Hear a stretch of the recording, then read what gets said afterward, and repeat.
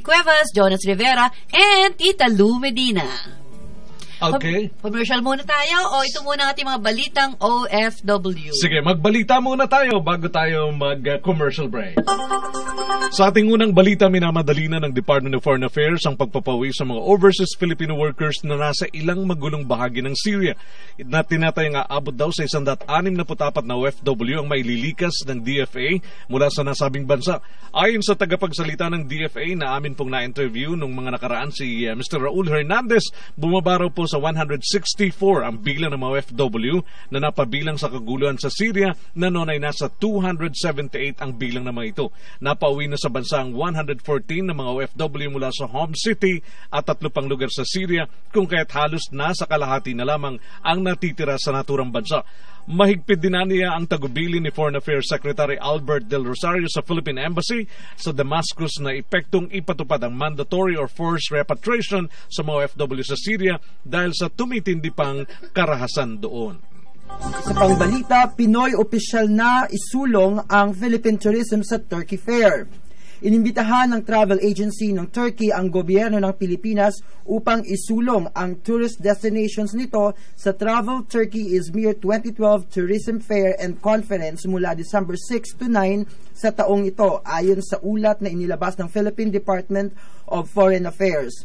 Tinalakay ng Turkish Ambassador Marilyn Alarilla ang isyung ito, kabilang na ang ilan pang posibleng areas of cooperation, kasama na rin ang Association of Turkish Agencies. President na si Basaran Ulusoy sa kanilang pulong noong nakaraang Enero 24. Ayon pa sa DFA, ito ay upang mapahusay ang bilateral na daloy ng turismo sa pagitan ng Pilipinas at ng Turkey. Ang dalawang opisyales ay tinalakay ang posibleng pagbibisita ng mga ahensya sa parehong bansa at sa pagsama sa kanilang paglalakbay. Ang Travel Turkey ay isang annual fair na kinabibilangan ng 638 na kumpanya mula sa 19 na bansa sa taong 2011. Travel Okay. Turkey. Oo nga, hiningal ako doon. 30 minutes after 10. Okay, para makarami tayo, umpisa na natin kay Miss Rose. Miss Rose, bakit kayo nagkaroon ng programang financial literacy at PIDOS, nabanggit mo kanina, Yes. para sa mga OFW? Napansin mo rin ba na maraming OFWs ang pag-uwi halos walang-wala? Oo. I-explain ko sa inyo bakit ganun yung behavior ng OFWs. Okay. At saka ng kanilang beneficiaries.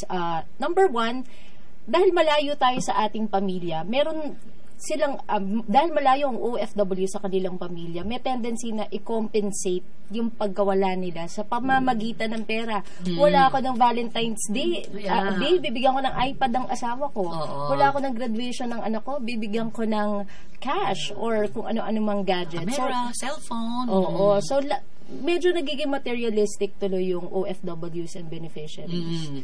Nag-ibang lifestyle. Yes, nag-ibang lifestyle. Akala nila nakakabawi sila sa ganong paraan. Oo, akala nila nakakabawi sila. When in fact, ang nangyayari, mas lalong yung mga beneficiaries nagiintay, yung iba, nagiintay na lang ng biyaya ng abroad. Oo, cash. Cash. Hindi mo lang mag-I love you. Magkano padadala mo? Di ba naman sabing, kumusta ka na? Sabi ko nga, buti pa yung kanilang Facebook, what's on your mind? Di ba? Sa kanilang wall. Pero yung mga OFW talaga, nagtatampo po yan. Dahil hindi nyo nasasabing I love you, o kaya hindi nyo mang masabi na ng OFW, kumusta na? Marami na ba ang ipon natin dyan na pinadala ko? Hindi naman kasagot ng misis, di ba? Pero dito sa usapin who's to be blamed? Bakit ganon? Kasi mukhang tama yung pinupunto mo. Parang yun nga yung sinasabi ni Tita Lu, na yun ang parang pampuno nila dun sa kakulangan nila.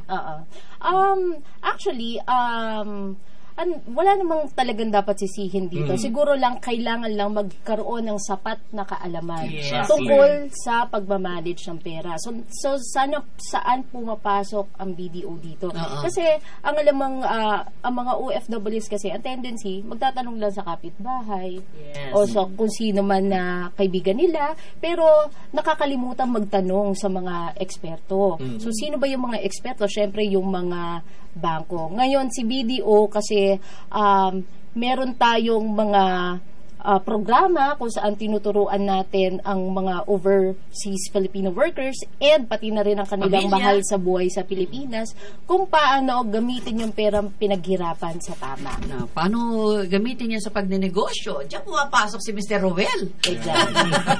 Diyan pumapasok si Mr. Roel Perez ng U Franchise Vice President for Marketing. Sir, sa inyo bang palagay, wala nang magkaroon na uso yung mga franchising na yan, marami kayong klienteng OFW? Marami yan. Actually, yung profile ng mga ibang clients namin, yung iba nagsasabi, mga 1/3, 1/4, yung iba, up to as high as kalahati, in one way or another, OFW funded yan. So, whether umuwi na dito na nag-retire, or yung mga nagpapadala ng remittance, ganyan, yung mga naiipon ng konti, yung mga nakapag-prepare, or yung nakapaghanda or may disiplina na mag-ipon para sa negosyo, yan yung mga nasisimulan nila kahit sa mga maliliit na negosyo lang.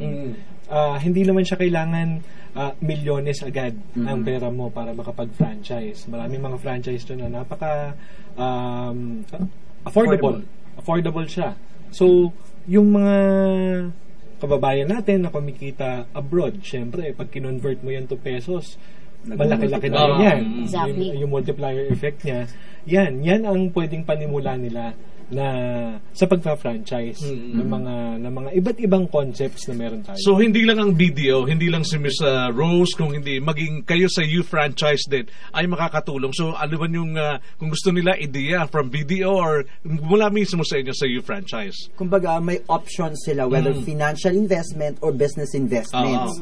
Either way, mas maganda. It's a long planning na para yung pangangailangan talaga ng pamilya nila, matugunan nila. Unlike, kanina nga sabi natin, di ba, bigyan mo ng cellphone, masaya sila sa araw na to. Pero pag bigyan mo sila ng business o bigyan mo sila ng financial investment, yung longevity nun, mag-iintay mahaba. katapusan. Tama po yun. Because sa nakikita ko po, maganda nga ang BDO na meron silang financial literacy. Because marami dyan, pupunta naman tayo dun sa iba. May pera nga pero hindi naman alam kung ano yung gagawin. So, kumbaga, nakabangko, nakabaul, nakasubi lang ko saan. Di ba? Alkansya. Sakunan. Ganyan. Wala namang tumubo sa alkansya. Pwede siyang ilagay sa mga ilang financial instruments, banking instruments, ganyan. Or, pwede rin siyang ilagay sa business or sa negosyo. So, that's one of the things na kami rin sa U Franchise na sinasabi namin sa aming sa uma-attend sa mga seminars namin na it's not just about yung mga maliliit or yung mga malalaki na concepts na meron tayo, but paano nyo papatakbuhin na maayos din. Yes. Pero, Okay. yeah. Nabanggit natin kanina yung mga kung saan tinatago ang pera. Pasok dyan ang BDO. Ano bang paraan ngayon? Meron pa bang nagpapadala ng pera na merong alam mo yun, lalagay sa sobre, tapos may maitim na carbon paper. Pakipadala. So, delikado yun, di ba? Lalo na sa post office. So, ano-ano bang paraan ang ginagawa ng BDO para makapagpadala ng maayos ng remittance sa mga OFWs bago makapagnegosyo? Oo. Kasi lahat naman talaga magsisimula sa pag-iipon, no, bago tayo makapag-invest. Well, anyway, napakaraming options ng pagpapadala. So, bibihira na lang dapat ngayon yung mga informal channels. So, yung mga nakikipadala sa mga kamag-anak o sa mga kaibigan na umuuwi. Number one is yung direct credit sa BDO account. Anong ibig sabihin nun?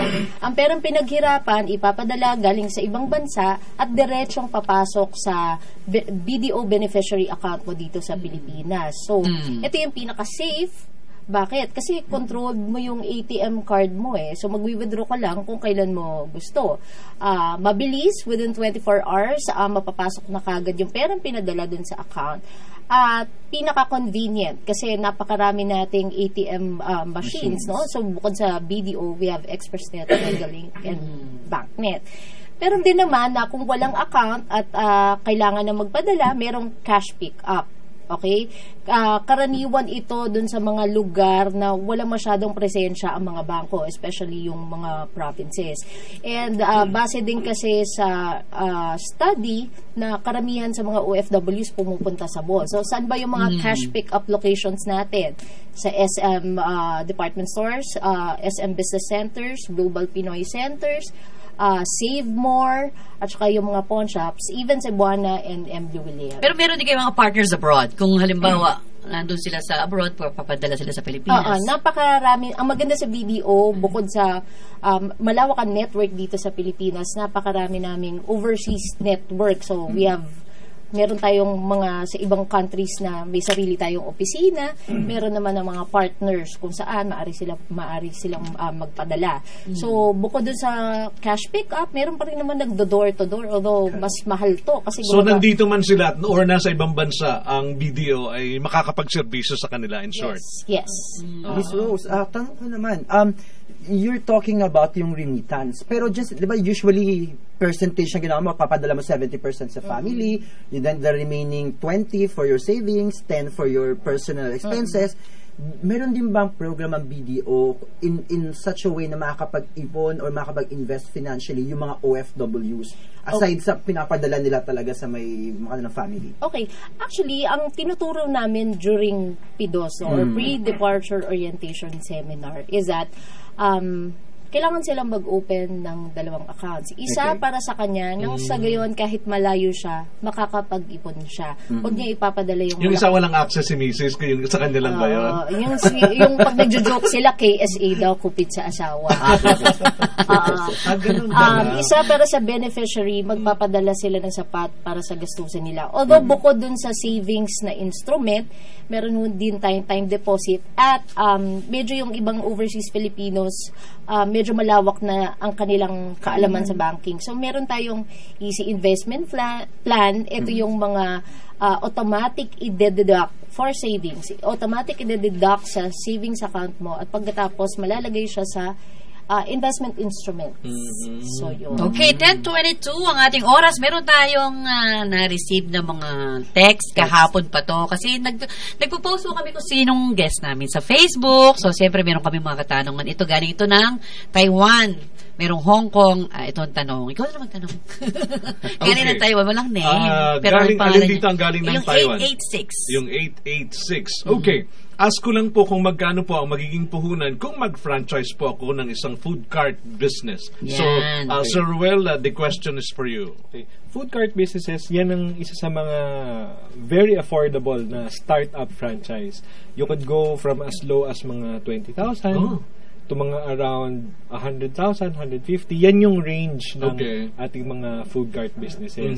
So, yung mga nakikita natin dyan na yung mga noodles or siomai, siopaw, yan. Nagsisimula yan from around 20,000 and up.